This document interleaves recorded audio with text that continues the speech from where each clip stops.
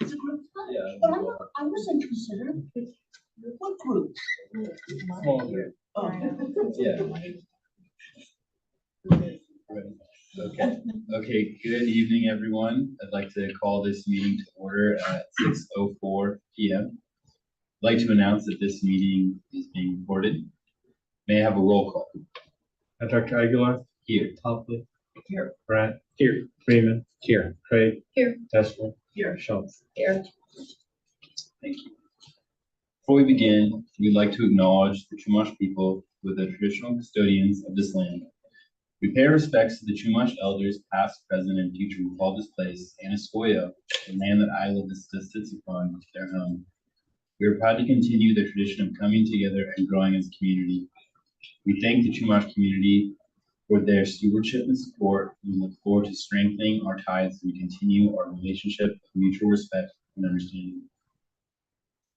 At this time, I'd like to acknowledge Jake Parker and the tragedy of his loss of life.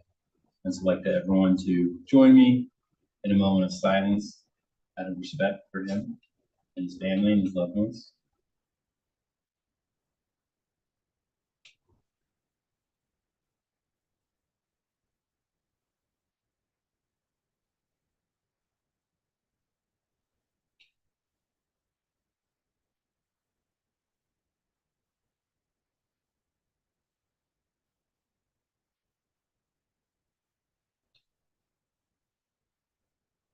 Thank you.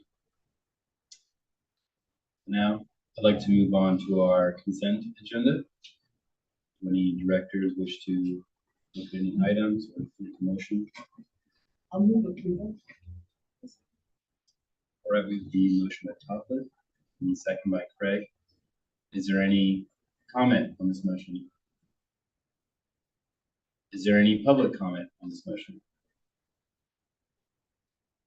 See no public comment on this motion, so I will go to a vote. All those who are in favor of this motion, please say aye. Aye. All opposed, please say no. This motion passes 7-0-0-0. At this point, I'd like to move on to the public comment period. Any member of the public may speak on matters within the subject matter jurisdiction of the Board of Directors that are not on the agenda. The board will not take action on any item not on the agenda except as provided by law. Is there any public comment at this time? None. Right, I see no public comment. So I'll move on to our discussion action items. We have item 4.1, the Santa Barbara Metropolitan Transit District presentation. This is our annual presentation, and we have Hillary Blackerby here to present for us. I'll get it shared on screen in a second. Thank you. Turn it over to you. Okay. Can the thing hear me from here? Yeah, I can. Okay. You can hear a lot. I've actually been checking to make certain it can hear Jonathan because there's like a giant fan directly between it, and it can still hear Jonathan. Wow. So it's Incredible. Awesome. Thank you. Good to be with you all. Jonathan said, I'm Hillary Blackerby, Planning and Marketing Manager with Santa Barbara. Also have my colleague Sam, who's in our planning department at MTD. And this is the first time I've been in here since those murals and all this stuff. It's all a little blow up happening in here, tablecloths and all. It's great. So yeah, just gonna go over a few of our proposed service changes. Obviously, we do this every April and come to you and the public to tell you what we're thinking. We've already had public meetings in Andrea, Alita, I've had one at Santa Barbara City College, and then we piggyback onto your meeting, and then we have a virtual one tomorrow night. And so we go and talk to folks and see what they think. This year, really, there's two proposed changes, and they both serve IV, so hopefully this will be exciting. Next slide. So I'll go over quickly an overview, and then I'll dive into each one. We are hoping to expand the span of service on the line 15X, add service, and improve on-time performance on line 27, the one that goes into the heart of Isla Vista. Stop me if you've heard this, but really microtransit starting, finally. On-time performance, downtown waterfront shuttle in Santa Barbara, and then a couple other quick updates. Next slide. As a reminder, it's April. These would go into effect in August 19th. It's tentative. It's what we hope to do. You know, we're getting good feedback from the public so far, so these things we hope to do. But if for some reason and it's what we think we can do with the numbers that we're projecting now as far as bus operators go, but a lot of you know, past few years it's been tough. We haven't been able to kind of climb out of the pandemic, you know, service cut hole because of the lack of having enough bus operators to have service be reliable and to increase it. So if it goes like we hope it will, and like we think it will, we should have the bandwidth to do this, but there's always a possibility that later in the summer we're gonna, you know, prior to August, we say, look, we can't do all of it, we can do some of it, or worst case, none of it, and stay status quo.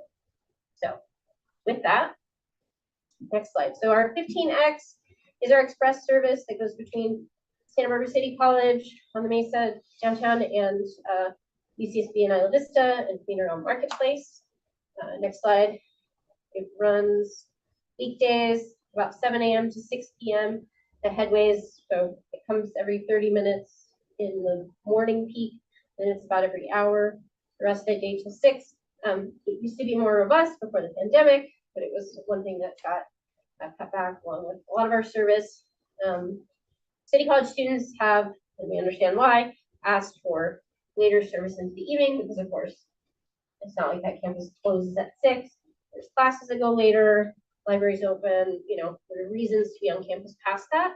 And so what we think happens, right, is people just don't take the bus at all, right? If you could get there in the middle of the day or in the morning, but you can't get back when you need to leave, you just wouldn't, right, take the bus. So we're proposing to expand the span of service past 6 to 9 p.m. It would just be every hour between 6 and 9, but at least there's, you know, some more trips to get out of there. And obviously it also takes people, you know, comes through, it goes in the same direction all day. So it goes City College to UCSB, and then it goes through IB and that. So a lot of people hop on, they can fit, they hop on at UCSB to get out to IB. So it kind of does double duty for both campuses. But it bridges that long gap between City College and IB as well. Next slide. 27, the one you could see out this window at certain times.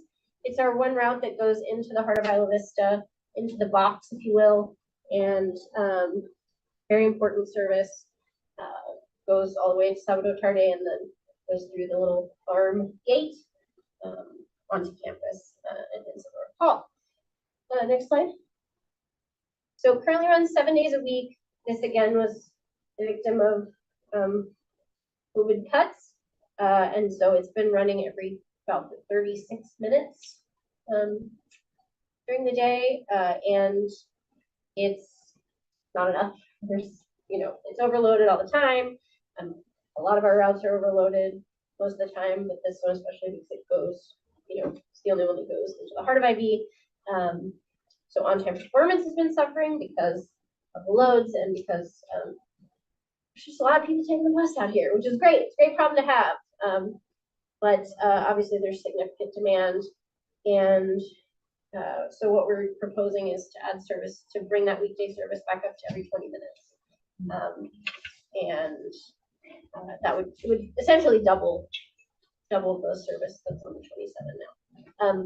We know as part of the community mobility plan outreach, people said we want more line 27, or some people wanted like a slightly different route. It'll be the same route, but be more service. So we think that will definitely bridge it. And we know this one's not just students, it's families and long-term residents as well take this. And if you're going to, you know, Albertsons on the bus or whatever Target, something like walking from El Colegio is like a little bit far. And I know we're working on a parking study, and so any reason we can give people to not store their cars on the street and take the bus instead for those trips where they need to carry things is a worthwhile endeavor. So that's what we're hoping to do at 27. Next slide. Microtransit. I won't go too deep into it because I've presented about this many times. It's flexible on-demand curb-to-curb service between 2 points within a specific zone for flat fare. We've had this plan for 4 years. We were going to start it when the pandemic hit, and then we were ordering vehicles, and then our order got canceled by Ford, and then we found a different type of vehicle, and then that wasn't available, and then we got ordered all electric vans, and then they came, and then we didn't have the drivers, and now we have the drivers, and the vans, unfortunately, are not as reliable as they need to be as far as range goes. You know, we were planning on them. We have 3 of them.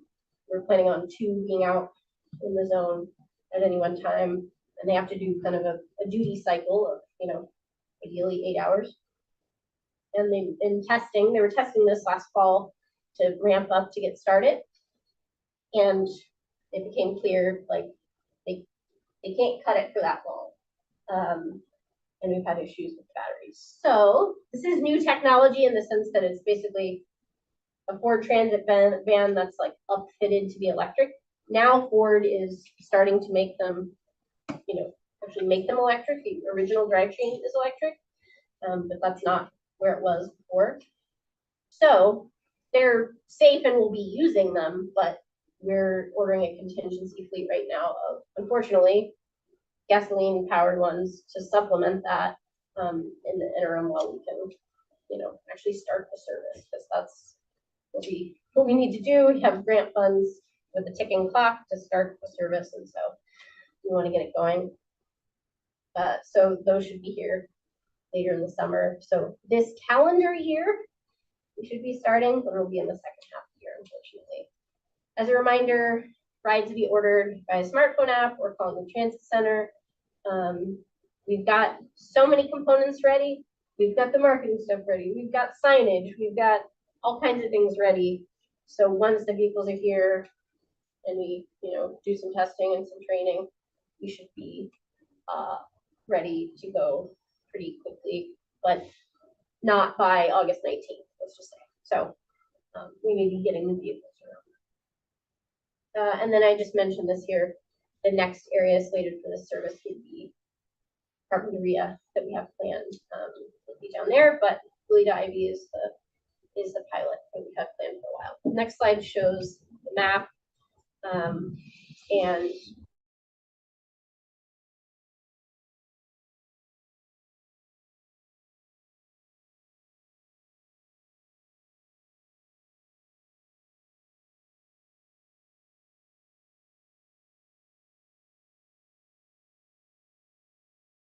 Lake Los Carneros. There's a lot of park schools, Stowe Grove, things like that. All the Chi-Rail Center shopping, some senior communities, and then the one south of the freeway, where it says microtransit zone, that's the housing on either side of Los Carneros, the business park, the brewery, and then all the points outside of those, Goleta train station, Santa Barbara Airport, Ealing's Hall bus circle, North Hall bus loop, Ivy Community Center parking lot, and then the El Colegio and Embarcadero del Mar outbound bus stop. If you're at any of those points or within either of those zones, you can get a ride to any of those points or within either of those zones. And, you know, you'd say, I'm at the community center, I want to go to Trader Joe's, and say, okay, your ride will be there in 8 minutes. And the van will come get you, they're ADA accessible, and yeah, ideally a shared ride. It's giving the driver turn-by-turn directions based on an algorithm to make it the most efficient for the passengers. So, yeah, so it's coming. It's going to be worth the wait, I promise. And I know we've been working with Jonathan on the sort of parking lot access, so that we have kind of a dedicated when it's there space that we have a sign that'll have a QR code and stuff, so people will, even if they just stumble upon it, they'll go, oh wow, I could order a ride. So yeah, and then next slide. So some of you may remember in the before times, there was an electric downtown waterfront shuttle in Santa Barbara that went, one was up and down State Street and one was along the waterfront of Rio. That went away as April of 2020, first due to the pandemic, and then the city of Santa Barbara, we had a funding agreement with them, and they pulled that funding, which made it not feasible to operate like it was. We got one-time grant funds, actually from the same bucket as what's funding microtransit, the LC Top program. The state, it's cap and trade funds. And we're gonna bring it back on a very temporary and very limited service level this summer. It'll be Friday, Saturday, Sunday between 10 a.m. and 6 p.m. It'll start up Friday, May 31st, and will go until September 2nd, which is actually Labor Day Monday. It'll also run on the 4th of July, which is a Thursday this year. It'll be every 20 minutes, and we'll use our existing electric shuttles.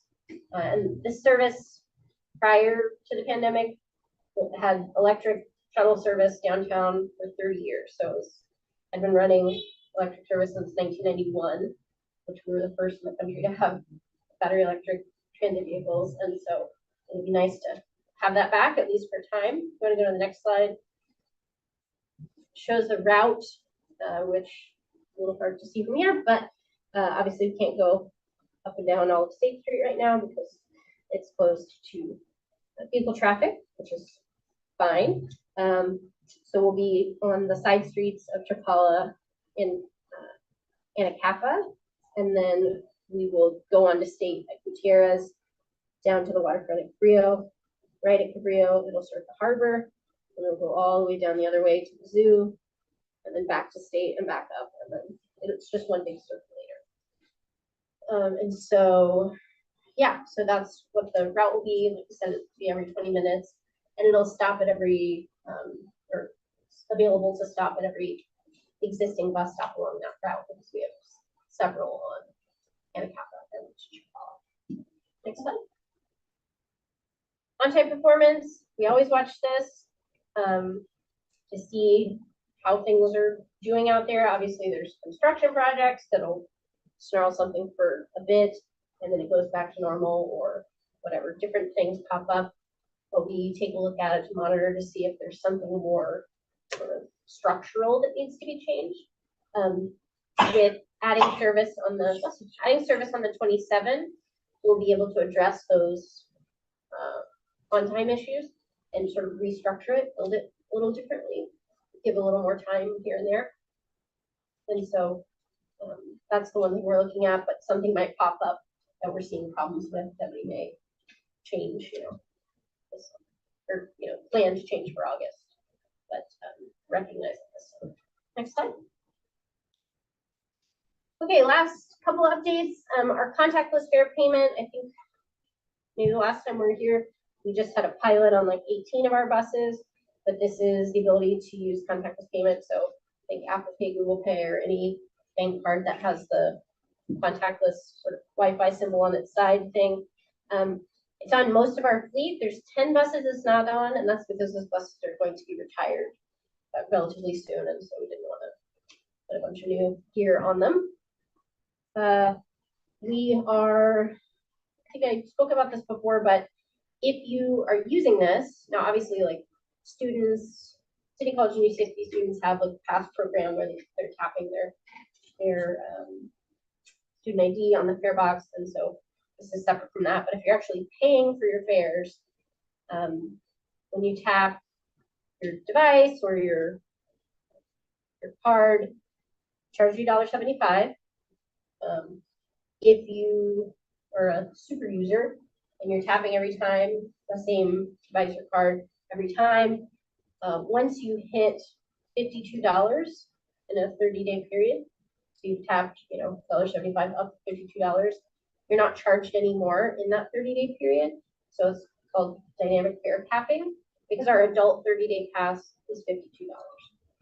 So right now, or not right now, I mean, we have this, but previously, if you were to purchase an adult 30-day pass, $52, you got to cough that money up front, right? So that's sort of an equity issue, I would say, in that a lot of people who take the bus a lot are in like sort of a, day-to-day, paycheck to paycheck, cash type situation. And they were paying $1.75 each time, and probably at the end of the day, paying more than $52, but doing $1.75 at a time. So this makes it so you don't have to calculate, do math, do that kind of thing. And it's capped at that. We have discounted fares and passes for seniors and people with disabilities as well, where their 30-day pass is $20, which is pretty great. And we've just finished testing, configuring a way for them to enroll so that their payment device or card is linked with their age or their status as like one of our mobility passengers.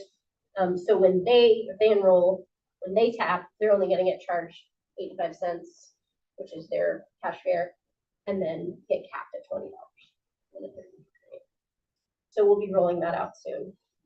But the state of California has helped us create that, and I think we're only the third agency maybe second actually agency who's doing that in the state. So I'm excited about that.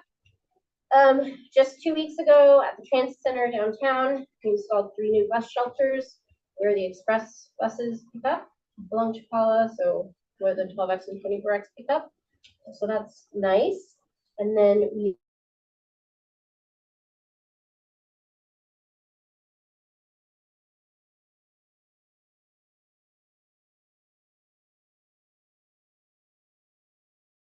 later this year, and some pedestrian safety stuff. If you ever cross the street, bus stop in front of the airport, you probably only wanted to do it once and never again. It's not safe or fun. And so they're putting in a crosswalk, which is great. And this will be kind of a nicer amenity there. And then the bottom right picture is a picture of our new 40-foot all electric buses. These are our first ones that are all electric, that are that size. And they are, a few of them are out in revenue service. You may see them. And then my last slide is a reminder, we always have a survey explainer thing as part of this process. It'll be open until the end of the month. If you go to this website, you can see all the things I just described and take the survey. So if anyone out there is watching and they want to give their input, they can do it there. Or if you know someone who cares about this stuff, they can check out. And that's all. Happy to take any questions. All right, thank you very much for that presentation. Are there any questions from users? Yes. Wanted to ask about line 28 usage. If you just had any. Gangbusters. Yeah. Okay. Yeah. Very popular. Very popular. I don't remember what the last passengers per revenue hour was. I won't be on the spot. Yeah. For Q3 of this year, it's 81.6. Wow. That's a lot, That's by the awesome. way. If you're I love that you knew that. if you look at these types of things, passengers per revenue hour, that's extremely high. Like if you had a route that was doing like 40 or 50, you'd be like, wow, this is a huge success. So obviously, like, we have 60-foot articulated buses on those routes, and they fit over 100 people, and they're turning people away still. So yes, 28 still very successful. Runs every 18 minutes now. We added that last August. So there's quite a bit of demand, but we think adding time, any time we add more service on any of these routes, it will give a little breathing room on the other ones. When the wave microtransit comes into effect, what are the times going to be for it? Like, what are the hours of operation? Good question. That's going to be a closer to game time decision based on our workforce. The original plan was like 10 a.m. to 9 p.m. and it was going to be 6 days a week. It was like Tuesday through Sunday. That was the idea. It may start with slightly fewer hours or maybe 5 days or something, but that's what we had originally kind of the budgeted service to do. When your grant runs out for the downtown Santa Barbara service, you're just going to terminate it? yeah, we're hoping that money falls from the sky or the city of Santa Barbara decides to be a partner again. Because they were for, again, like 30 years. And obviously they're doing a lot of work around State Street and downtown, and the community's really, wants something back. And so sort of a proof of concept, if you will, that we want to partner to bring something back in a more permanent way, but it's something that our budget, we're headed towards, like every other transit agency and frankly, school district and whatever, towards a sort of fiscal cliff in a few years once federal COVID dollars are used up. We have a deficit. We've had a deficit the past few years that we've been filling that gap with, but that eventually that money will run out and we'll have to make, hard decisions. So anything new that we're adding, right, sort of beyond now is going to have a funding source for operating. So yeah. So if you know anyone with, $1 million or so annually, we'll. Was the waterfront shuttle the same program that Santa Barbara Chamber, South Coast Chamber of Commerce was contributing funding for last year? Is that similar? They did their own thing. That was their own. They didn't contract with you all. No, we found out about it a couple days after it started. Yeah. But yeah, they did their own thing, but the city did actually fund part of that. Right, that's right. Yeah. And then I wanted to ask on the wave, is that a time limited amount of funds for that program? It is. Because it's been delayed so much, we're sort of moving funding around timing wise so that it stays safe. But yes, we gotta get it going. So I'm just trying to think in terms of so how many years of funding do you have for the wave? Good question. So we technically have 3 years of funding, but the idea was for a year of Goleta, a year of Park and Maria, and a year of Piece of Santa Barbara. That said, like we keep trying to start the first one. We got grant funding for 3 more vans to start the second thing, so we'll have more of a fleet, and those are coming, and those are going to be sort of purpose-built Ford electric ones. But our hope is, again, sometimes you just have to take a leap of faith that grant funding or partnership things will materialize so that we can put together something to keep microtransit going. If it's a success, right? I think it will be, but we'll see. But there are more opportunities for funding these days, especially for things that reduce miles traveled and emissions and all that stuff. Do people pay for the wave? Yes. Okay, so they do. Yeah. And it's not a part of the UCSD pass program, so people would pay. The plan is the fare is $3 one way, or $1.50 for solution. So well cheaper than any Uber or whatever. One more comment. So we had a briefing last week. There was a briefing from the IVCSD committee, and the lieutenant of the IV Patrol, Lieutenant Tesla, gave an overview of how Delta Via went. And one of the things we talked about was MTD bus running during the time of Delta Via, and that there may have been some issues with that. Just with the crowds. Yeah, With we the don't. crowds. When it gets spicy out here, we pull back and just run the 28 routing because we're not going to put a bus through that. I think the comment was, Jonathan, who's there? Yeah, the comment was that there needs to be close coordination with NTD for next year. Because we have so many coordination committees and groups, Right. just inviting them to meet. Yeah. Yeah, we have like road supervisors that are out here watching, like, okay, what's the vibe? Okay, it's time to pull back for everyone's sake. Obviously, be great if everyone take the bus ride as close as they could, but at a certain point, it's a safety item for everyone involved.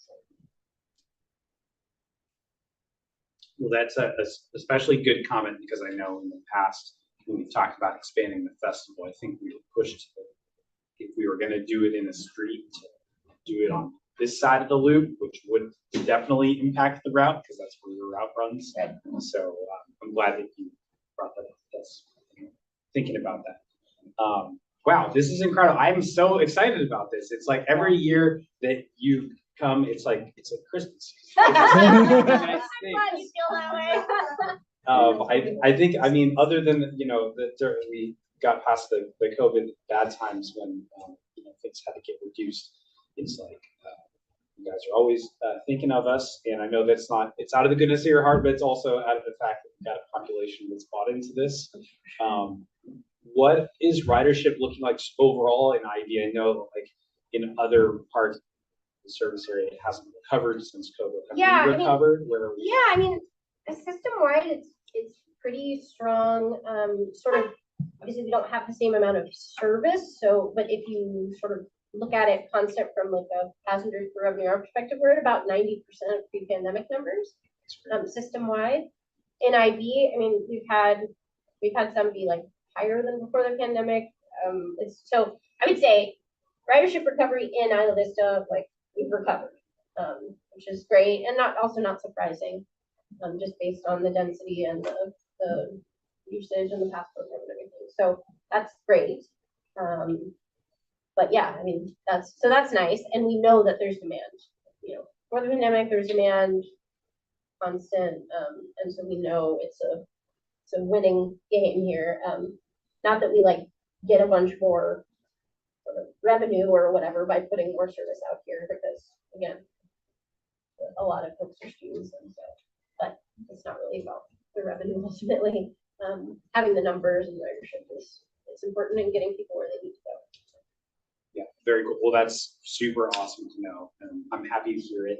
I know I've been on the 27, going from my house over to the marketplace a couple of times, and it has absolutely been crowded. So I was not surprised that was on your list of headway reductions. So yeah, really excited for all of this. I also did a little experiment to try to see if I could get from here to the Amtrak station without using a car and taking all other forms of micro transit.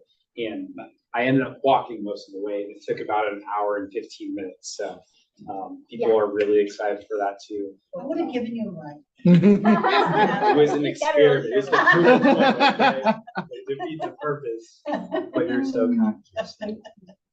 Yeah, and about that, you know, obviously the city of Toledo is doing a whole new train depot or whatever, but they're not moving it closer to Hollister. They are doing pedestrian bike improvements, so it'll feel a little shorter on La Patera, but still it's far. So that's the nice thing about this, is it'll get you all the way there.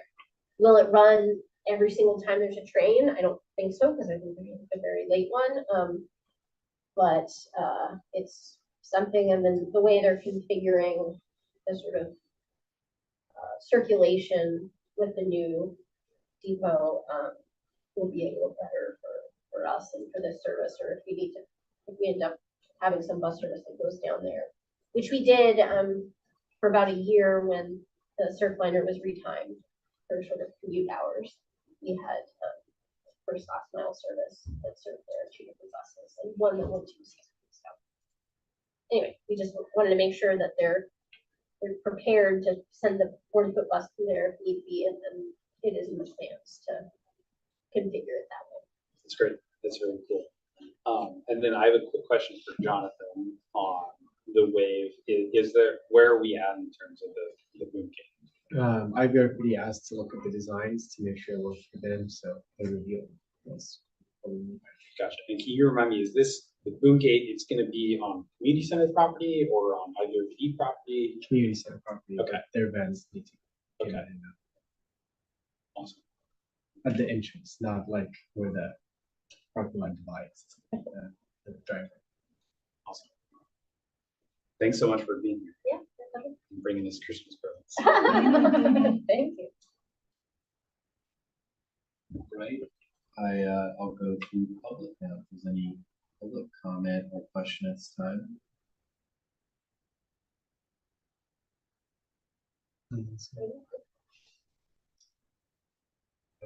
Yeah, if there's any further board conversations? Well, I'll comment that we're really thankful for the expansion of service and that you're never forgetting ILS in any of your yearly reports or future strategies, so. Couldn't if I tried. Couldn't if I tried. And I would never try.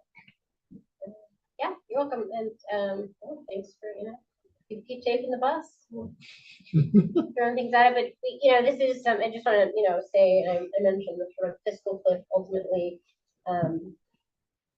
This is probably, like I said, unless there's funding sources for new service, like this is probably going to be a high water mark for a while, as far as like adding service back.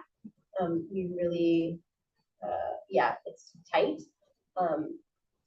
financially at this point, and so we're gonna down the road, probably 2027 or something like that, like have to make some harder decisions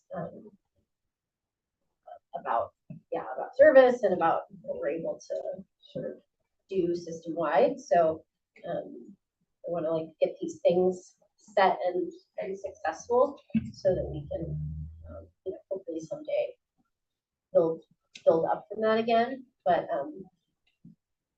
it's and our hiring is looking better, and so we're starting to bring more people in and get them trained, which is great. But if anyone knows anyone looking for any career, you don't have to have your commercial license to get hired and trained. You get it, and yeah, it's a great career with good benefits and pay. So please open to those applications. Strict treatment. So you're warning that Spencer's experience of the winter holiday gift every time you come might be coming to an end soon. It may, yeah, it might. So, yes, cherish these presents Yes. while you have them, and I would take the bus. yeah. What? Well, I guess you probably don't know at this moment in time, but just please keep it updated for how we can help be a voice of support.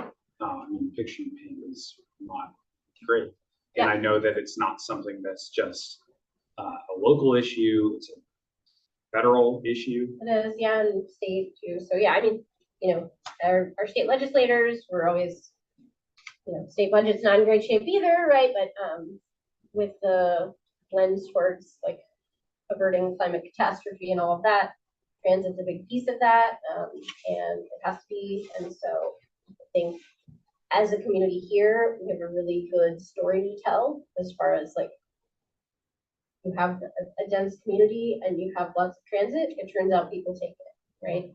And so it's not some special IV sauce, so IV special course, but I think telling that story in other places is important, and when speaking to our representatives on the state and federal level, that's always, so I know that's something we'll do as well, and we continue to advocate on that. But yeah, just making sure that the funding that we get from those streams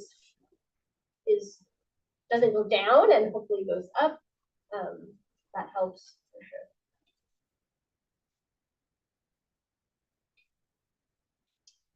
All right. Well, thank you very much. Thank you. Yeah, thanks. Thanks for all your work. And now we will move on to our second discussion action item, our recommendations. County of Santa Barbara on lighting project priorities.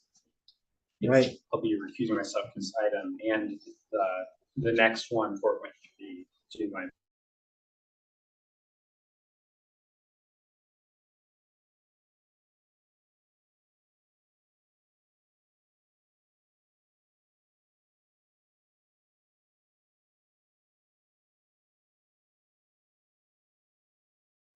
I mean, how long do you think? Time to get coffee. Gotta get ahead of the Yeah, game. no Get voice that. notes.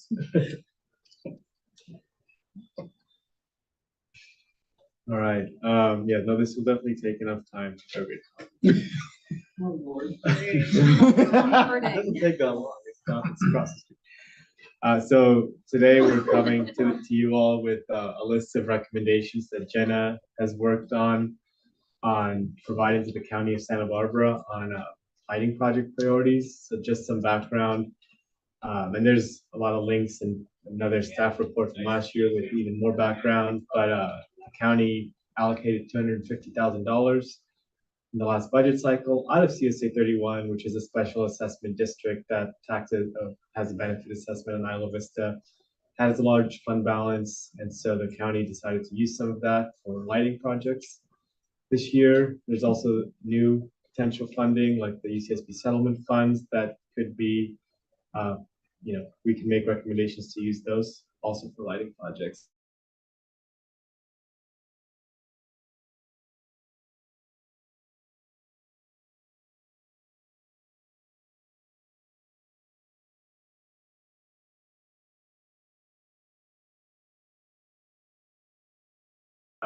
Like she mentioned in her staff report last week or last meeting, she did personal observations. We used all the data we've had from surveys over the years.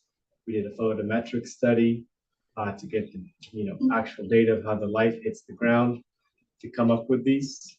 And so you have their made a text list here, and then there's a visual also attached. But it's 15 projects, and they are put in prioritized order based on, again, the different feedback and the data that we have. But of course, the board can ask to move these up and down today. The number one project is lighting for 6.5 and 6.6 Picasso. And that's also from our discussions with the county, where they're thinking as the top priority as well.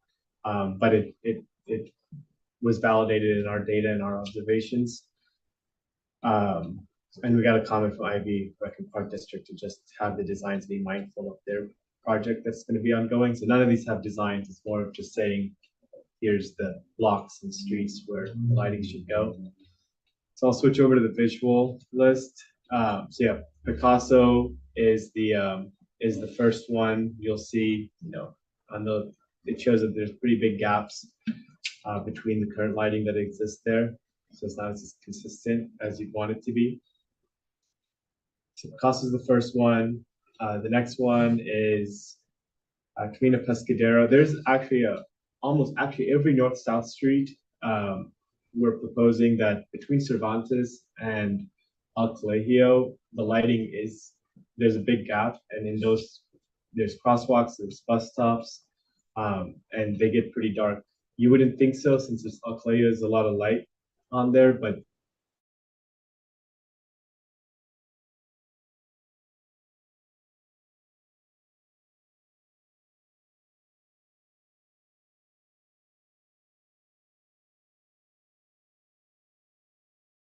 them is lighting improvement options, which is a PDF, and then the doc is lighting recommendation staff report. But the PDF is the one that has the images.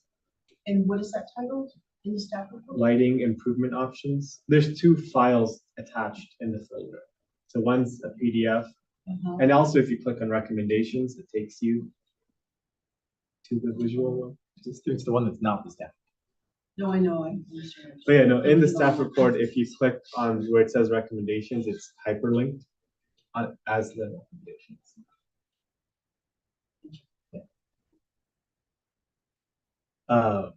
So Camino Pescadero near Friendship Manor. Again, this one will light two bus stops and a marked crosswalk, which is dark. Abrego and Camino Corto intersection. This is another one where it's a bus stop will get lit and an unmarked crosswalk, but a heavily used one. The next is again an area that you might think is well lit because it's in the downtown area, but a lot of large trees block the lighting that exists. So Embarcadero Del Mar from Trigo up to Cordova has some very dark areas. Next is Estero Road, which we got a comment from Ivy Recon Park that they support this one because of the public traffic they know of down here to get to their park and to just be mindful of wildlife on the western edge. Embarcadero Del Mar and El Colegio. Again, this is just another of those, the edges of IV, which don't have, there's a big gap between the lighting that's on the north-south and what's on El Colegio. Same here with Del Norte and El Colegio. Colinas del Sur and El Colegio, again, the same situation here where the lighting cuts off pretty early on, and there's a long stretch before the El Colegio lighting. Cordova, between Del Norte and Del Mar, it's the lighting is pretty patchy there, and it's been one of the main areas we've heard about in the community. The alley between Del Playa and Posada, which is like a newer thing in Isla Vista, it's only maybe 10 years old or less. It's not well lit. You can only rely on the lighting that's on the private properties, which is patchy.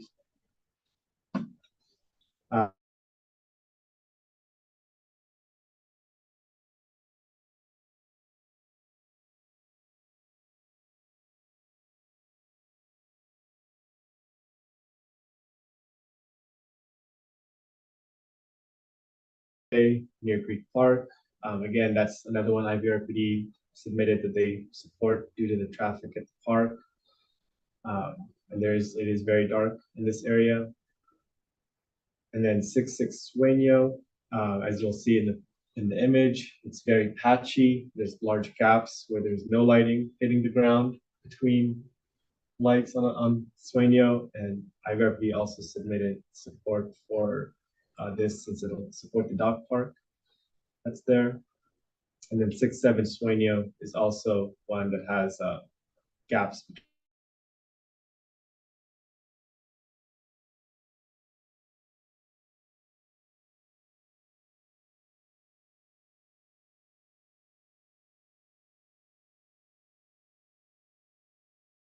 But at the end, it gets very diffused. So those are the 15 projects that Jenna has been working on.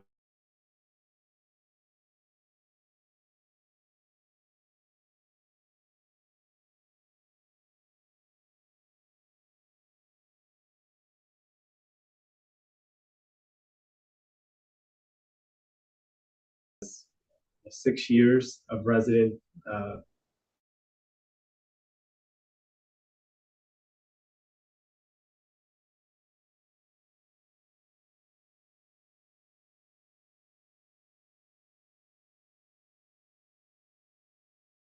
turn it over to you to Jenna to add in anything additional that you want to present on this. Hi, everyone. The sound was cutting out a little bit periodically, so hopefully I heard everything. But yeah, a lot of work went into this, and can you hear me? Yes. Okay, I feel like I know the lighting in Isla Vista pretty well now, and I'm thankful of that survey data because it really helped us to be able to prioritize the areas that need lighting. And then, of course, the areas where there are crosswalks and bus stops, to me, that really bumps them up in the list. So if you have any particular questions about any of the areas, let me know and I can explain a little bit more. But AS or EVPLA is planning on doing their own lighting walk, and I asked them if they could be mindful of where there are trees interfering with the lighting. And that's something that I and my staff can do as well, because there are a couple areas where the trees are interfering with the light. Can you hear me? You guys are frozen.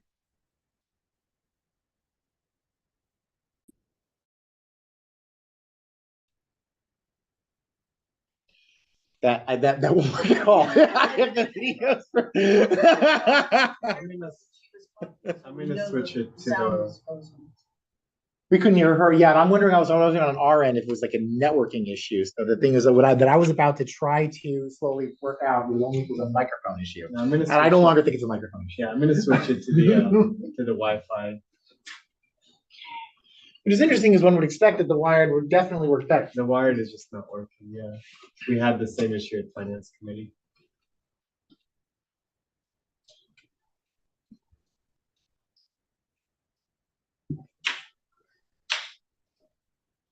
Should I wait to talk? Yeah, give us a second. We're just trying to switch it to Wi-Fi. Guys, these are reflectors. They go around your bike? No, around your legs. Oh, okay. In case, You could put You could put it on your bike, yes. That is smart. Then I would. I will not, yeah, I won't put it on my leg, but I would put it on my bike. You don't want Are we, matching we're still not. bracelets? Yeah, just getting reconnected. It just costs money. Oh, sorry, I just forgot mine. It's okay. That's for all your work. you're connected. I'm sure. It's Markstel. Let's cram backwards. It's MAR. Oh, yeah, say that again. It's MAR. C. S. Dude, I got a new bike. So T. fast. T. T. I would hate to see E. L. I just know my parents were, I didn't know. I'm excited. Yeah, my parents sent me to college with no notes. I was like, just take it. Okay. Oh, camera's giving us trouble today. I also am not very good bikers. I Sorry, just can you don't give it bike to me? during peak hours. MARC. If I know that I'm going to be biking at the top of the hour, I just go. STEM. What's that mean? Do you know a place where the fellow, You really are a It just- terrible biker. Okay, I'm not that terrible. Is that what you were experiencing when you were clicking yours? The Yeah, IVCSD? it's not connected to any of the Wi-Fi's. Oh, this camera's just not doing it today. Hey, Jenna, can you hear us? Yes, I can. Let's just go off this for now.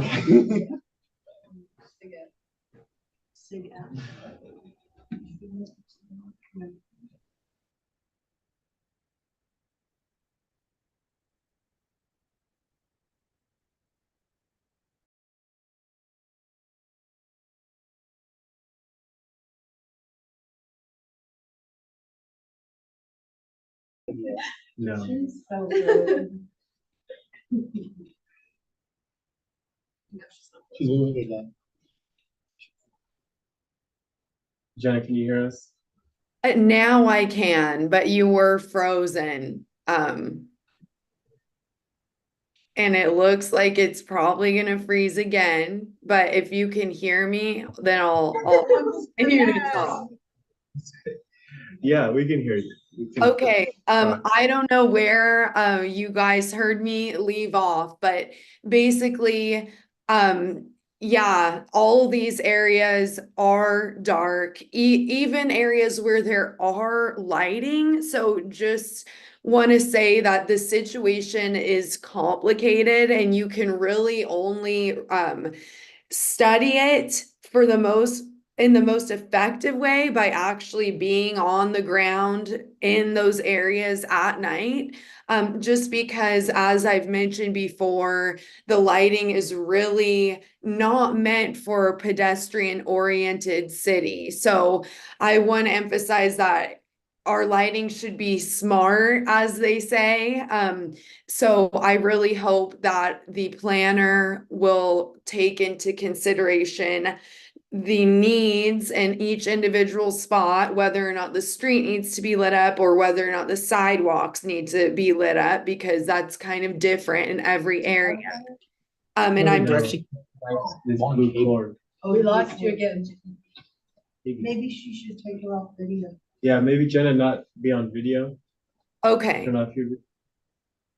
I don't know what you heard, But I was just saying that I think that the lighting situation's complicated. We need smarter lighting, not necessarily just like a bunch more. It's important, very important for the lighting to be consistent because if it's bright but not consistent, that creates darkness as well. So yeah, like I said before, all the areas listed are definitely dark in certain spots for sure. And I appreciate that we prioritize it based on where there are crosswalks and where there are bus stops, that kind of thing. Thank you, Jenna. That did sound much better. Does anyone have any particular questions about each individual spot? Because they all are very unique in terms of what I think is going on there. Also, just so you know, if you didn't hear, EVPLA is going to be doing a lighting walk, and I'm asking them to be mindful of where there are trees interfering with light. I know of a couple areas already, but that is something that they can help with, but also something that my team and hopefully the county can be mindful of as well. Because some areas there are lights, but the trees are interfering. So obviously do not want to cut down the trees, but just trim them or add lower lighting in those areas. All right, thank you. Are there any questions from board members at this time? Director Freeman. On the first slide with the map, Camino Lindo is listed as a location that residents think is dark, but that Jenna does not think is dark. Yes. That's the only location that Jenna disagreed with the resident recommendation. I'm curious why that might be, or if it was just an accident in the way that the map is drawn. So I'd say that that whole area over in the 6-8 block, I guess maybe my personal opinions might have encroached a little bit in that area. Just because I know that there is a lot of wildlife in that area, especially on Camino Lindo. So that is why I didn't recognize it as being dark. However, it is dark. I'll clarify. And we might have split resident opinions on that. So I think we want to maybe just focus on where we have more. Well, and I support. think the point that Jenna made about consistent light is really important. If you have bright light and no light, your eyes have trouble adjusting. You're almost better with very limited low light so that your eyes are stable in the environment. And to that point too, like my first question was like, oh my gosh, why isn't Sueño further up in the list? But I like after hearing Jenna talk about it and the prioritization of like high traffic areas, bus stops, crosswalks. Yeah, and Camino Lindo. I love Camino. Yeah, consistency, I think, is the most important change in most of the areas. Although there are some areas where like there actually isn't light at all. Yeah. I wanted to ask, you have 6.5 and 6.6 Picasso as the first priority. This is a list of priorities in order of priority. And then you say, done being mindful of the IVRPD Children's Park project. What does that mean? Being mindful of what? So IVRP is doing a big renovation of Children's Park, and that's mainly only going to affect the 6.6 part of the project. But it's just that whenever designs are put in place, that since there's no designs for these, it's just we just know that the area doesn't have consistent lighting, so that whatever project is done in coordination with the Children's Park project. So That's what it should say, not being mindful. Okay, I understand. Okay, and so the other observation that I have is $250,000 is nothing, right? I mean, like that's not very much money. And so I just wondered, Jenna, in your conversations with the county, is there is there a consideration of doing more like smart, light bulbs or is there focus on, because it just doesn't seem like this is a lot of money to spread around. So I just am trying to understand, are they looking at like actual construction projects? Or is this more changing, some of the lighting, Yeah, products? well, changing the lighting product, that's a really limited like Mhm. impact. Jenna looked a lot into like the Edison guide of what we can even use, and Yeah. it's pretty limited. Mm. Obviously this was 12 years ago, but when the county upgraded DP Salvador and Trigo, that cost $100,000 to $150,000. But obviously costs have changed. And in 2019, when we were working with the county on the same project and we got 36 lights added, Yeah. we were given different quotes on what things will cost. Like adding a masthead to an existing pole is actually really cheap. Mhm. Adding in a new street light can be at least $10,000 or more dollars. Mm. And then we're proposing new options like the shorter pedestrian scale lights. Yeah.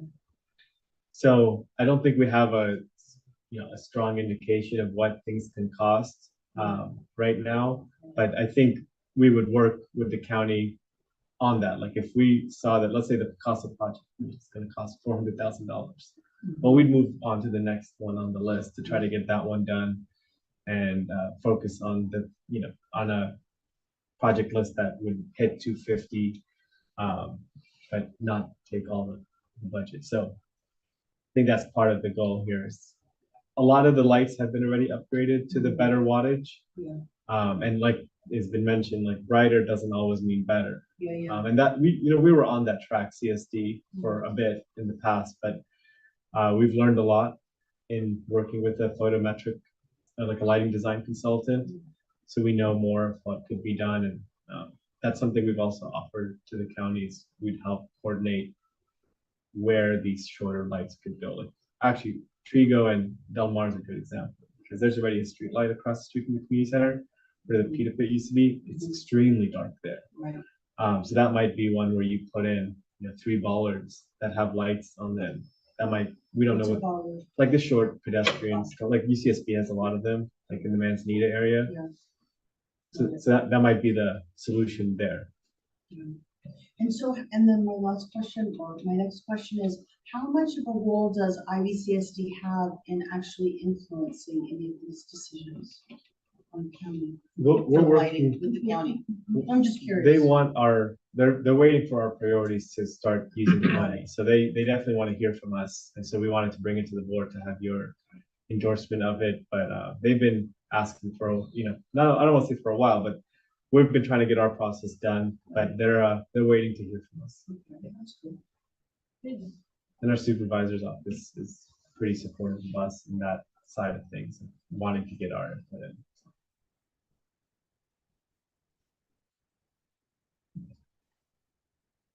Right, I'll go to the public. If there's any public comment or question on this item? See none, so I'll come back to the board. If there's any board commentary or discussion or further questions. I'll share that, first of all, I'm very thankful for the work that Jenna's done. Thankful that we did spend some money on doing this with data and not purely opinion and feedback. Just because I want to be factual, I think they're both very valid and important, but yeah, I'm glad that we have both in order to make an informed decision. I'm trying to open that real quick. I wanted to highlight a few things. Overall, I support the priority order of this list. One thing that is not, it's more of an anecdotal experience for me, but in my time as a student long ago, that particular northeast corner of Isla Vista was always kind of a little bit more of a danger zone, or more crimes would end up happening. And I don't know if that's factually true, but that was just the opinion that peers of mine had in that time period. And now knowing that that's one of the darker areas consistently in Isla Vista makes me feel a little bit validated in my 18-year-old opinion.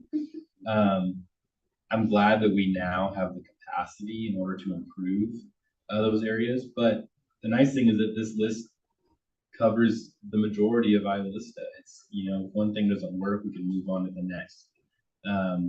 I'm excited to hear later about what possible like design options we'll get from the county. But I understand that having just a priority list of places and then timelines is important. I'm also really glad that we have so many unmarked crosswalks that are going to get illuminated. We've seen in the mobility study how often there are pedestrian accidents that happen from bikes or cars or whatever, and so improving that pedestrian safety is very important to me. Yeah, real thankful for this list, the way it's been organized and studied. I just put up two in case you wanted to see it. So easier to see that you mentioned. I would just echo what Martha said. Jenna, I just think this is such an impressive project that you've undertaken, and I definitely appreciate all the different data points that you've gathered and resident opinion, and it's just, you're just really doing some incredible work in Isla Vista. I just kind of think like, what can Jenna not do? So I just think this is just a great body of work, and I love that we're presenting a lot of resident opinion, but also factual data to the county. I think we did a lot of work for them. Thank you both. I really appreciate that.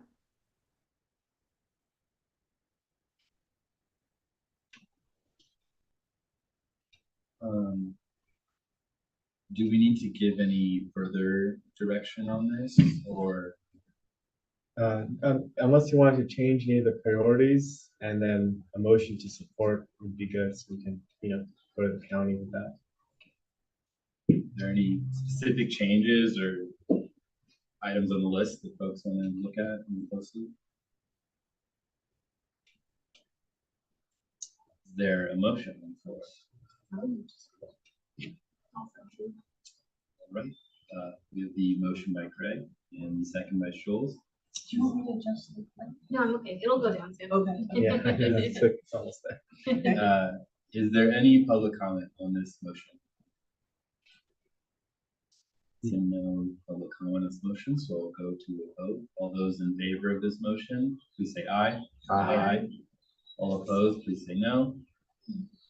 And this motion passes 6-0-0-1. Who was the second on this? Schultz. Thank you.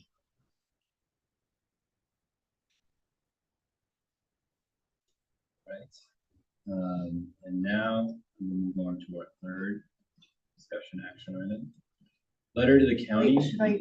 Oh, Oh, is he he's- gonna recuse himself yeah, from this double- too? Oh my double- God, I'm never double gonna duty. get my coffee. No, I asked for iced coffee, but now I won't be able to sleep at night.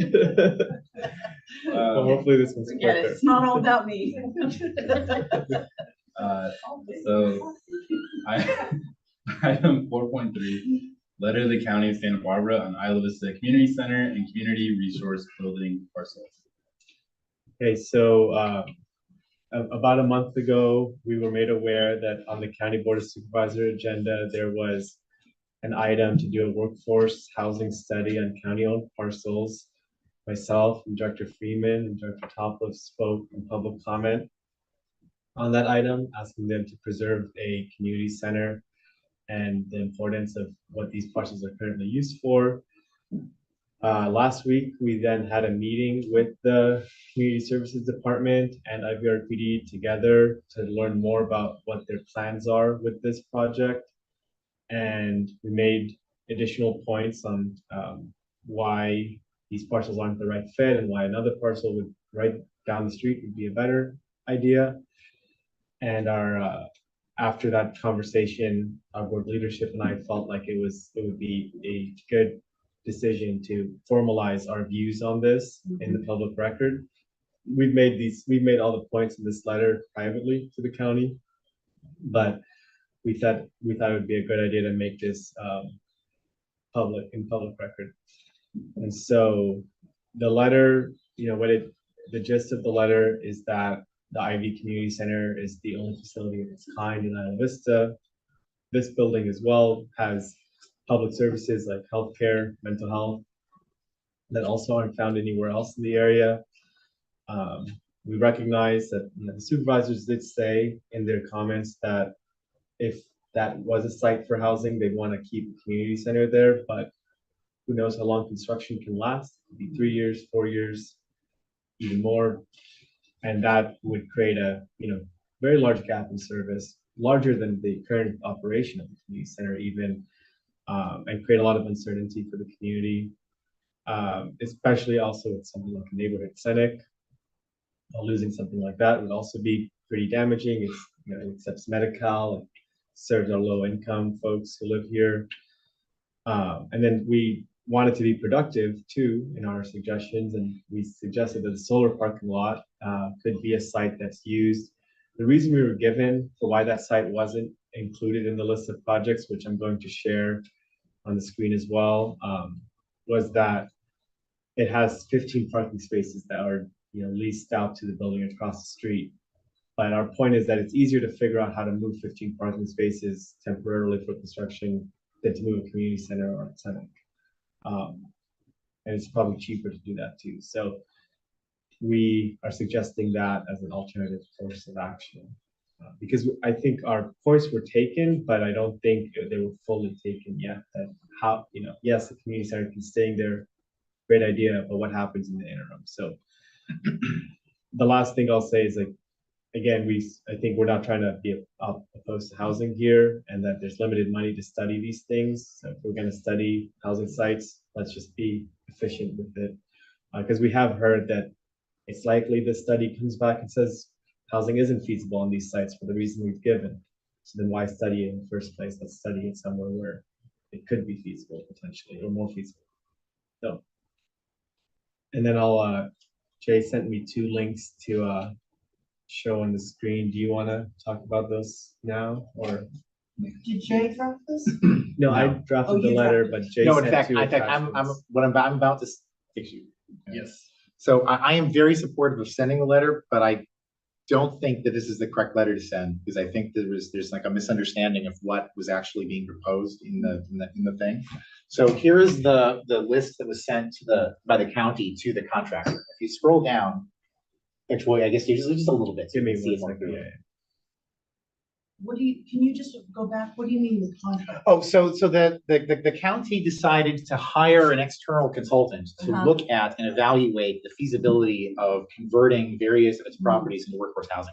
The list that it includes is mostly county-owned properties that are that do not already have like buildings on them, so that they can put a building. But there was a paragraph in the staff report that said, it should be noted that some sites with existing county structures were included if there were large parking lots, underdeveloped areas, or the potential for a creative use of the site. Specific sites suggested by board members are also included within the list. So the one that we're intensely concerned with is item number 8, which is 976 in Embarcadero Del Mar, and it lists 2 property numbers, 075163, which is the beginning of each of these, and then 17 and 16, which it lists as churches parking lot, and it lists them as 0.56 acres and 1.11 acres. I think I forgot to let you know one detail we learned. Thank you. Okay. Which is that Perfect Park isn't on the list, and it's actually this building. So did they change the list? That they edited this list? Outside of the board meeting. Interesting. Okay. Yes. Because the we board, just learned that. We the just learned. supervisors voted on to send this list, and this list 16. That's the park. That's like the IVRPD So, property. yeah, It's okay. We all got right. that. So I'm so sorry. Okay, that's okay. That's great. Okay, But then we got then that. then I need to reread this, reevaluate They this letter. amended it and added this property? They told us that in the meeting we had with them. Yeah. When we looked at this. What meeting? Me and Carrie and Marcos and IVRPD's equivalents of us met with the County Community Services Department to ask questions. One of the Following questions, this revelation. one of the questions was, why is the park on the list? And that's when they told us it's not, we got it wrong. It was Got it. this building Oh, instead. got It it. was a typo. Oh, essentially. got it. Okay. Or I don't It's know. like multiple things typo, by the way, because it was like it's the property there lists the size, and that 1.11 acres is the size of the park, and therefore, and Yeah. really the reason why I would expect it to be on here is because the assessors map books list the purpose of the community center still to this day as churches. And the park, if you look at it, is just the parking lot that you see in like aerial. And so it's like, oh, this is existing parking. It would be easy for us to, to put a bunch of housing there. And it's like, well, no, you're not going to get access to that parking. You also can't build on it. And so, okay, yeah, but okay. So now that I know that they've changed that, I need to read this letter quickly because this is actually not really, really. Here's the parcel. Here's what the assessor's parcel looks like. We're number 17, and Jay just sent me these to attach. We're 17 community center, and 14 is the building we're in. 16 is the one that they had originally put in. So it's 14 and 17. 14 and 17.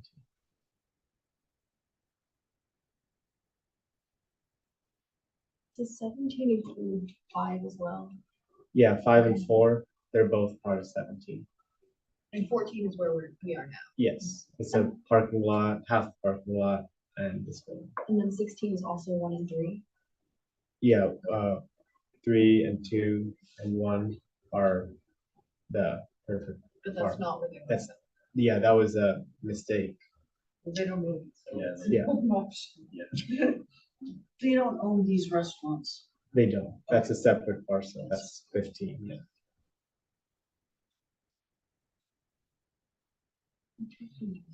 So our letter is really about these 2 buildings that we're occupying.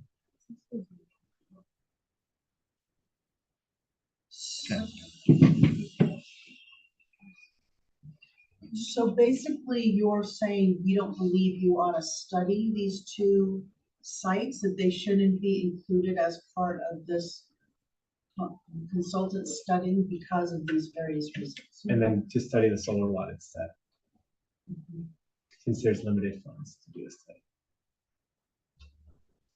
Because we have heard that there's a strong chance that the study says don't build housing here because of the reasons we've given. But it would be good to use the money that we do have to look at a site that has less complications.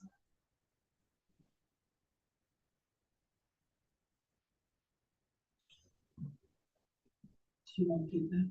I'm gonna stick with questions before I offer some of my own opine. Are there any questions right now?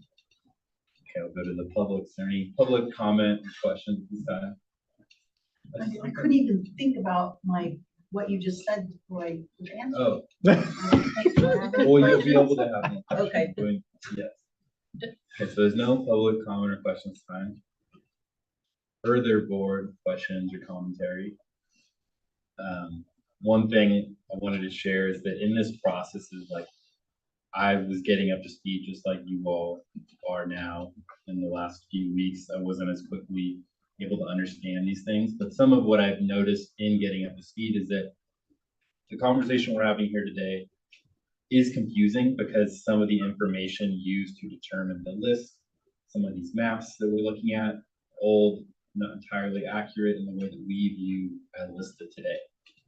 So I think it's very important that we send this letter because clearly the consultant, we haven't seen them around doing work in IVCSD.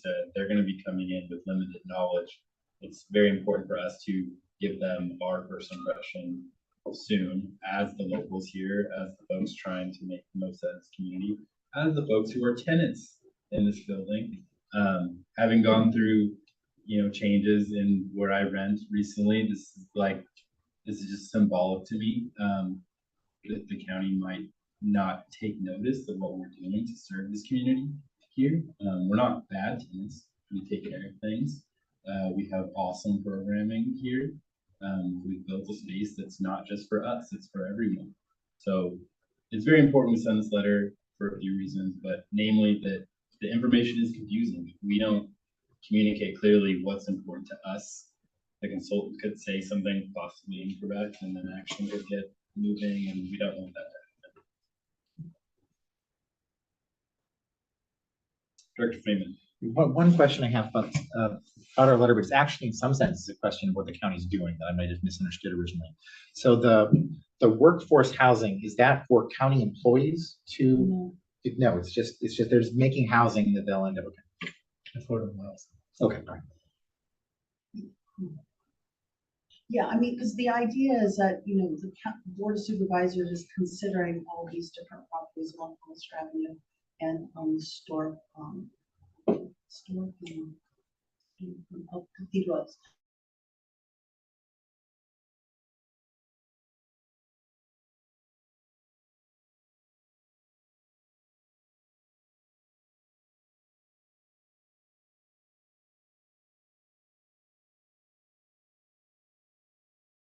Land that we own, because we own it, then the cost of developing affordable housing are significantly less. It can be done by a government agency. So I think that's the reason for looking at. Right, Yeah, I think that's the strategy they're pursuing. I'm not 100% sure if it's only, if it's only going to be county employees or others. But I know that one of the things the county has talked about in general is housing for their own employees, since so many of them live in Ventura.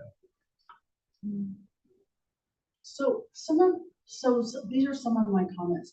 On one hand, it's frustrating because I think that as a board, we support affordable housing in our community. And so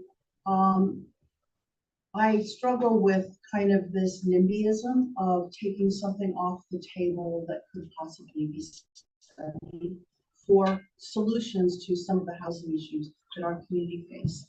And also, on the other hand, I understand we have the IV clinic, we have IVCSD, and then we have the community center.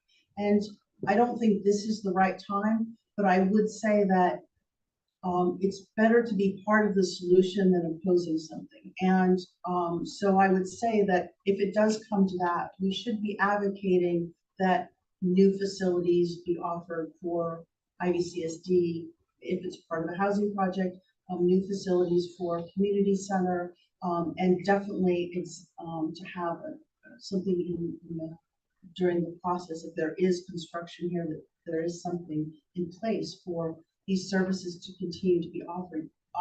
Although I definitely understand you want to come out strong, it's a little bit hard because I don't think that the board should be disingenuous in looking, because this has been a priority, affordable housing is a priority. And I do appreciate that you kind of straddled the middle by offering the parking lot, which is just an albatross, and would be an albatross. So that said, I definitely support sending the letter, but I would restructure it in such a way, and I would restructure it to the chair of the Board of Supervisors. I would copy, or to all the supervisors. I wouldn't do it as part of a memo. I would actually do a letter. I think that's a little stronger, and then copy the community services department. I think that works, and then yeah, I think that was kind of my only comments. One thing I'll add is, so we shared some of those thoughts Yeah. with the community services department. Yeah. In terms of like swing space and things like that. And like this is where the parking lot comes in, is when we set swing space and including new facilities in the buildings, those costs might make a housing project infeasible, affordable. Right. So that's why we're saying, why do that where you'll study an infeasible housing project? You don't have to replace facilities at a parking lot. It might cost less than it can actually be affordable, So that's part of it, is what we're asking for already might make a project not be affordable housing by having all these amenities attached and not housing attached to the construction costs. Yeah, that makes sense. I definitely agree. It's important to come out strong. What I would add to this letter is there's some really impressive data that comes out of Maya's various staff reports on looking at the usage. And I think would be really good to cite some of those. I think more is better in this situation because the community center just was such an untapped. It just opened up all these people who wanted different services in our community. I would throw that all at them in this letter.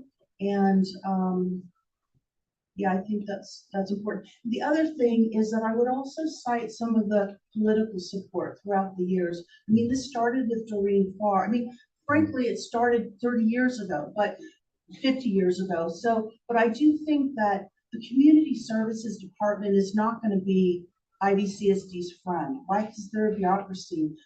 What's going to help is showing the political support, and the political support goes back a long way in terms of supervisors as it being a priority for many of them. So I think that that's maybe throwing in some of that history might be helpful as well, because you have new people in some of these departments. They only see IV from where they sit now. And some of these folks, they need to see where we've come from, and so I think that's important. I also think, of course, mentioning all the services of the clinic is important. Just some of my things. Rick Freeman. Yes, I really hear what you're saying, and I may get swayed very much in that direction. But the thing that I want to kind of address here is the idea that I think there's kind of an axis along which you can like think about how NIMBY you're being, or in what way you're being NIMBY. It's like one way is like, I don't want people living here. I don't want more people who are here. I don't want, and it's like, well, that's not what we're saying. It's like, and this is even somewhat different to me than like there's like, I don't want it near me versus I don't want it to like literally take something away from me. Yeah. And I can see that part where, that is where we're biased here. But I think one of the reasons why we're biased is that we're here to provide a service to the people in the area. And it's like having a very large amount of housing, but taking away the services that support those people in that housing, which I mean, particularly when I think about how like important the free neighborhood clinic is for the amount of people who are here, and the number of people who said over the decades that they've used it, and some of the people here currently rely on it. It seems like putting more housing but taking away medical services from an area is like brutal to me. And so I don't really, I guess, feel that NIMBY in my thought process of saying that, like, please don't take away these like service operation buildings, these like places for events and like medical services, and like some of the stuff that UCSD has housed here over the years and things have been extremely useful as well. It's just I don't really feel that NIMBY when I want to like not lose those. But I do though get the idea though that it's like, you support it until it's your building. And it's like, okay, yeah, that's sure. I think that's a really good point. I think it's a really good point. I wonder, do they have any constitutional responsibility not to decimate another local government? I mean, because fully, that's what they're doing here, right? I mean, this is a local government that they would basically take out of commission. Unhouse us. Unhouse us. Yes. Yeah, I appreciate your point. I agree. Yeah.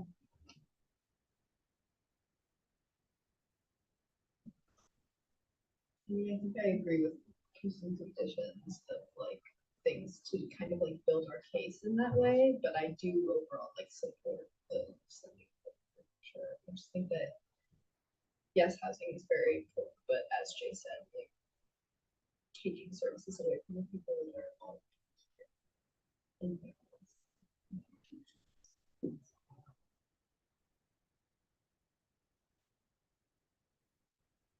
Yeah, and I would even beef up how you talk about the Cardell Solar parking lot. I mean, the fact of the matter is, people, this is not a parking lot. This is like car storage. The county is providing car storage. Why not? I mean, I would just amplify that site as well. That's a good point. Yeah, it's not being managed by anybody right now. Right, it's just completely a waste of taxpayer dollars. That's not probably generating much funds, right? It's a loss. It's not generating any money, and it's not costing any money. It's just I would put that in there. These people, the CSD folk, that other CSD, they don't know. They don't know. They don't know. Out of the area. Right. The consultant, same thing. Who is the consultant? Do we know? I think I don't have it on me right now, but it is Someone who makes a lot of mistakes in their staff report. Yeah, and they're supposed to meet with us at some point. This process should end by August, so that's why we also have to. Yeah. Harris and Associates Incorporated. And where are they based? I'll check right now. One thing I want to share in continued commentary is that about a year ago, in preparation for the UCSB Reads event, Jonathan and I or I was asked would I include John, because he's a lot more knowledgeable of Isla Vista than I am. We went on a tour with the Reed's author, who talks about just infrastructure in different communities and how to be more future thinking. And when we walked around Isla Vista, we became quickly aware of how dense Isla Vista is currently. Every student in the class walking with us was just affirming this fact. We took a long walk. We saw the vast majority of folks walking or commuting by bicycle, and some cars was in the middle of the day. And one thing he pointed out to us was how many bed spaces or how many folks would live in the amount of space that a car takes up. And here we're looking at the Pardall solar parking lot, and it's now become more clear to me that we have this unsupervised, untenable parking lot. But we're talking about housing, and it's not currently being considered. Yeah. That's just ample empty space that if we really, as a society, care about housing, that's just the most easy location. Yeah. That was a great book.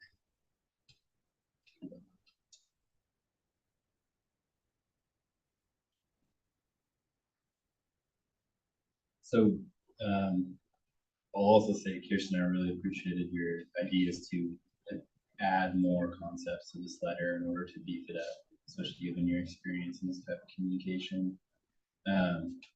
Do we need to pick a motion on this letter? I think you could just say approve it with the suggested edits, and I'll make those edits and watch the video to make sure I got them all that notes. Is there a motion?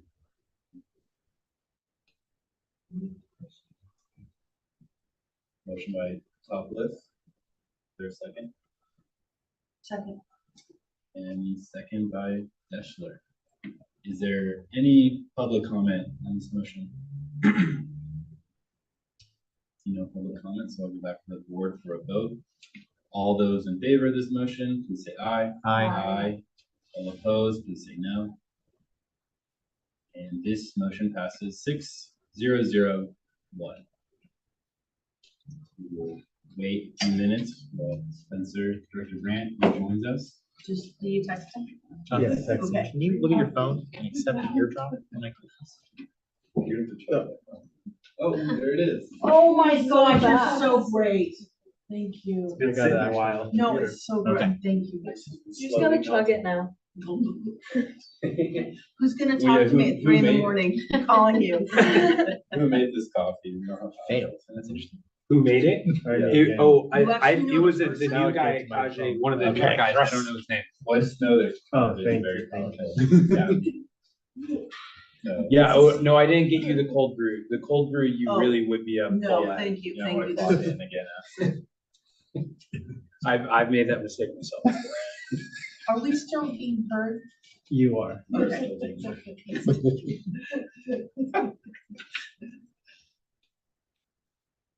Wait, I colon.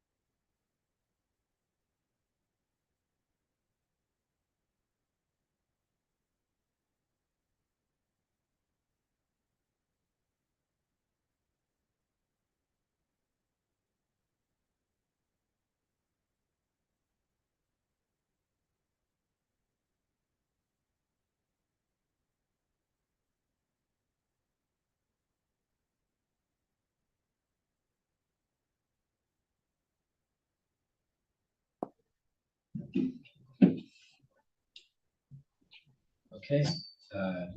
we are returning everyone at 7:38 p.m. We have our last discussion action item, 4.4, resolution 24-7, the commendation policy. So our policy committee reviewed this policy that Board DP drafted. It's called the, commendation policy is the technical name, but the official name is Unsung Heroes of Isla Vista. And I can walk you guys through the basics of the policy, which is, or if our vice president wants to do it instead, I'm happy to do it.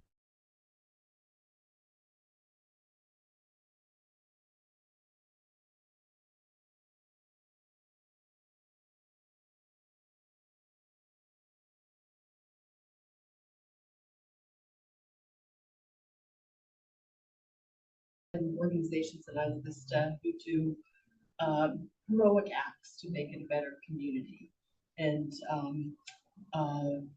in talking with Jay and hearing some of his concerns about us not getting inadvertently sucked into some controversy that we didn't want to be sucked into, I added that would be one of our criteria, that, this is really supposed to be a feel-good situation that's lighthearted, and that, we're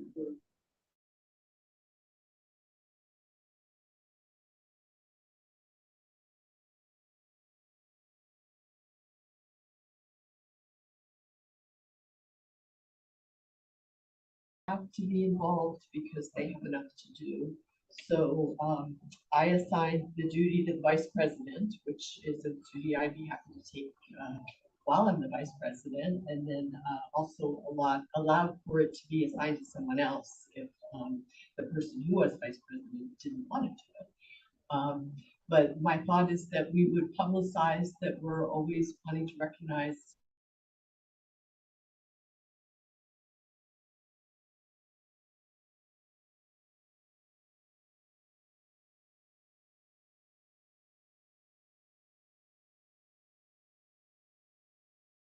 and either notifying the person that, for various reasons, or some specific reason, they didn't meet our criteria, or else working with them to develop a commendation that would just be discussed with at least one other board member, and the vice president would take responsibility for doing due diligence to make sure that whatever was being alleged about this person was indeed true and indeed a good thing. So that's basically it. Thank you.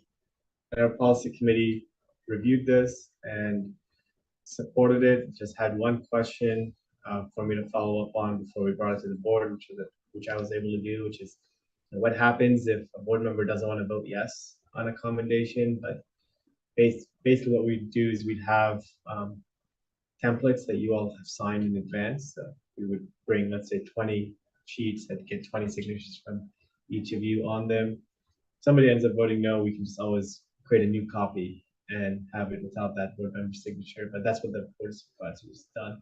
Overall, 99%, everybody votes yes on it. It's no problem. I did not ask that question. Yes. That's not my question. But you had a lot of good questions. I did have a question though, which no, the question, that's why I'm like, for the record, that is not, I did not bring that one up. The issue that I did bring up was, did we want everyone to sign it? Was it like, was it, how are we gonna sign it? Like, during the meeting, are we gonna like pass the thing around? We do it all in advance.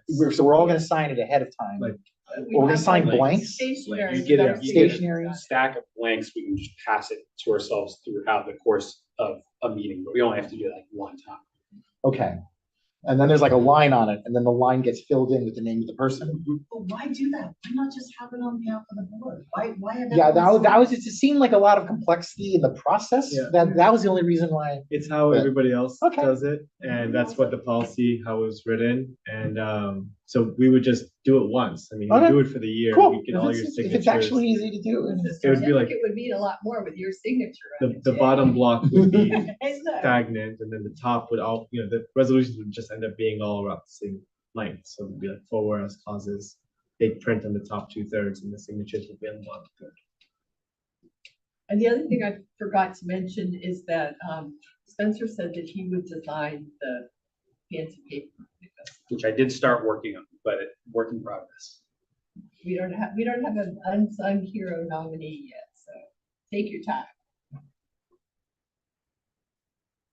Yes. So so this policy, this resolution doesn't explicitly say what the policy is for nominations. It just says that the board vice president will have the authority to revise the policy and the administrative rules and blah, blah, blah. If you scroll down to the bottom, there's the Oh, I policy didn't see attached. that page. Yeah. Jesus, this is what happened. Reminds me. So basically, anybody can submit a nomination, and the VP I'm sorry, I reviews. stopped at the signature line. Okay, Anybody can submit a nomination, the VP will review it, consult with one other board member.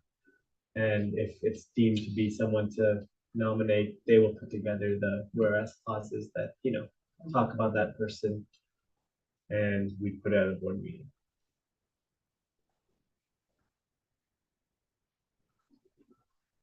Awesome. Work. I'll move approval. I'll second.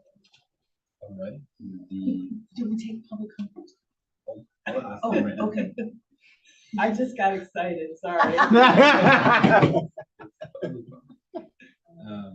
have the motion by Topliff and the second by Craig. Is there any public comment on this motion? No public comment on this motion. Go to a vote. All those in favor of this motion, please say aye. Aye. All opposed, please say no. And this motion passes 7-0-0-0. Thanks for working on this, Gary. I'm excited about this. It'll be a nice little touch.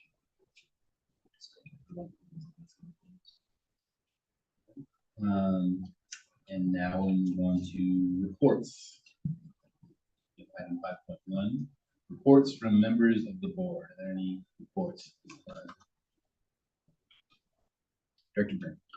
Jonathan, Carrie, Jay, and I had the chance to go to the CSTA board meeting yesterday to watch our consultant Dixon get the award for Consultant Engineer of the Year as nominated by Jonathan. Jonathan has some very eloquent and great remarks about just how great it's been working with them. So I was really excited for that. Yay.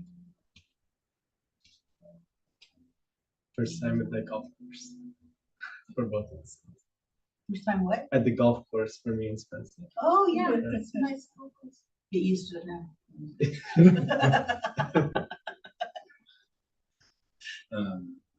I'll share the leadership group, myself, Jonathan, and Director Topliff had another great meeting with our neighbors across the street at IVRPD. That's also where we had the meeting to learn about this workforce housing conversation. And overall, it's been incredibly productive, our relationship, as we continue to just get more on the same page. I won't go into more details, but overall things are going really well. I'm really thankful for the partnership that we keep having improve between both of us. Yeah, that's my report.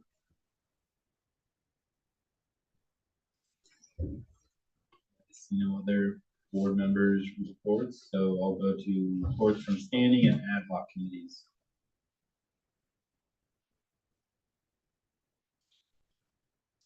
Director Branch. Well, the finance committee met, I think that this isn't. A week ago. Well, yeah, I'm trying to figure out the timeline in my head. It was a good meeting. It was definitely a lot of work went into it from staff to demonstrate both the situation that we're in financially, which is certainly a tough tightening our belt type of situation. But I appreciated the amount of work that they put in to help show, number one, how they would rearrange things to tighten their belts, especially big shout out to Maya, who had a very thorough good presentation on how she proposed to do that for the community center. And there's still a number of moving pieces that Jonathan will be telling us more about in terms of both uncertainty on revenue and uncertainty on a couple of our key costs, particularly on our safety programs with UCPD that are kind of outstanding. So it was a good sort of first meeting for us to figure out what our mission is this year. Well, we had the IVCSD meeting. I know we're gonna have to debrief next meeting, but we did a lot of discussion on wealth and balcony safety, and then a big Deltopia debrief, which was very, very informative. And I'm very interested to see what people should think of.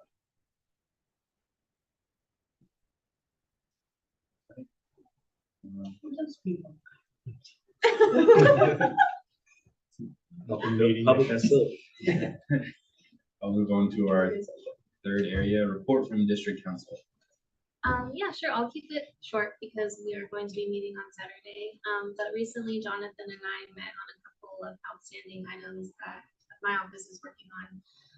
The first is a policy and resolution to give Jonathan and I more latitude in responding to government claims that come in. So we don't have to present those to the board every single time unless there's something big. So we're working on that. I am working with Dixon on a timeline for establishing the parking district and getting that process rolling. So that's in the works as well. And as well as activation of the district sanitation power, which we will go into more detail on. What's going on? Right, thank you. Are there any questions? Right, I'll move on to our report from general manager and staff. Okay, well, since our last meeting, it's been very busy. I feel like last week we had a major public meeting almost every day. Our finance committee, our IV Safe, almost not public, but still a big meeting, IV Community Network as well. So we were all over the place with these public meetings. And also the budget has become the big shift of my focus after the festival ended. So I think I had a meeting with almost all the board members to brief, and then with the finance committee and just working with the staff also to educate them and get them prepared to work on our adjustments in the budget this year. So that's been my biggest focus. Myself and Jenna met with Public Works and Marburg to talk about a potential new ordinance at the Board of Supervisors level on trash collection services in Isla Vista. I'll have more to report on that soon. One thing we learned in that meeting was that Marburg has started to shift the utility of trash pickup services more onto residents, when traditionally and historically it's been the property owners who pay for trash. Obviously, probably pass it on in the rent, but they're having the residents themselves create the accounts and ask for trash service. That's something we learned there.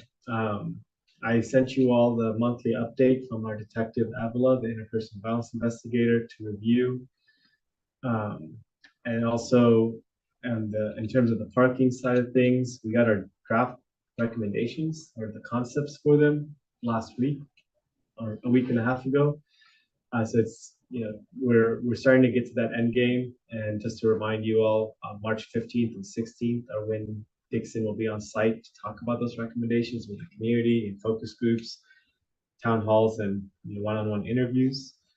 But please let me know before then if you're wanting to have a one-on-one interview, or if you want to discuss this more on Zoom before then with our team. On library services, I had additional meetings with the county staff and second district office on what the next steps are looking like, and working with our ad hoc soon to get our response. We already have our response, but want to just keep strategizing on how we move about this ever-shifting landscape on libraries. But things are looking positive, I think, just maybe not as fast as we want, but I think we're always a little faster. But I think we'll get to our end result that we want there. On the retreat, it's this Saturday in this room, 10 to 3. Our agenda is out of order here, but our agenda is a briefing on the budget situation and just getting your general philosophies on how we want to keep addressing it. A discussion on trash power, sanitation power activation, the community center, getting the board's philosophy and limits and minimums, maximums on the idea to start charging rental fees for the community spaces. Our reorganization committee will have a presentation with myself on the new staff structure that we're looking at. And if we have time, we'll slot in discussion for our priorities for the settlement funds and how we want to advise and how those should be spent. And then of course the draft goals for 24-25 and taking a slightly different approach this year by bringing draft goals to the retreat that you can comment on instead of doing a longer process where we have discussion, then drafts, then final. And so it'll be a slightly different format of the retreat where normally it's been lots of information dumping and discussion on that. This time it's more focused topics that are the big topics we're dealing with right now, we need to deal with. That's pretty much it on my end. What was the day of the retreat? This Saturday, Saturday. from 10 to 3. And you like a fun stuff. Yeah, oh, we should be done by then.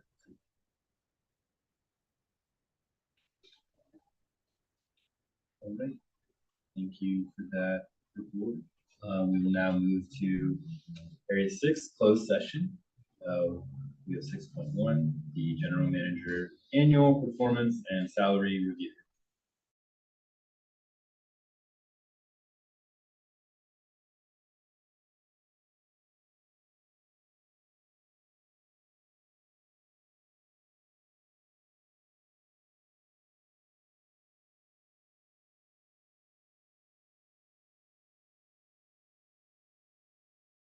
Sure, oh, are you still live? It's not. Okay. So the board will meet in closed session pursuant to Government Code Section 54957 to discuss the general manager annual performance and salary review.